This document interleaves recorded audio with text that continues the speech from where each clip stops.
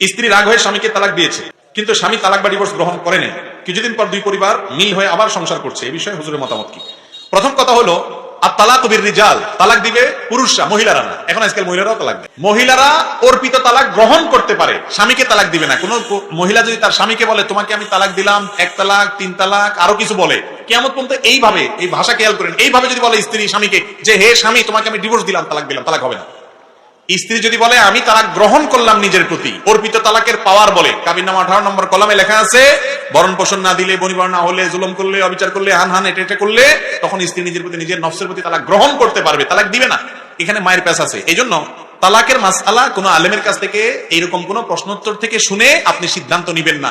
Individual তালাকের মাসআলা কোন আলেমের সাথে সাক্ষাৎ করে, কোন দারুল ইফতাতে, ফতোয়া বিভাগে, মাদ্রাসা, বড় কোন আলেমের কাছে গিয়ে খুলে বলে তারপরে জানবেন। কারণ এখানে অনেক ফাঁকফোকর থাকে, অনেক কোয়েরি থাকে, যেগুলো আলেম সাহেব আপনার কাছে করবেন। আমি শুধু মূলনীতি বললাম, এই মূলনীতির আলোকে আপনি আবার তালাকের ফতোয়া দিতে যাবেন না বা ফিট করতে যাবেন না। বাকি কথা হলো, তালাক যদি একজন দেয়, ধরুন স্বামী স্ত্রীকে তালাক দিলে, বা স্ত্রী অর্পিত তালাকের যে পাওয়ার আছে সেটা ব্যবহার করলো সঠিক নিয়মে, যদি করে, সেটা অপরপক্ষ জানা ছাড়াও তালাক হয়ে যাবে।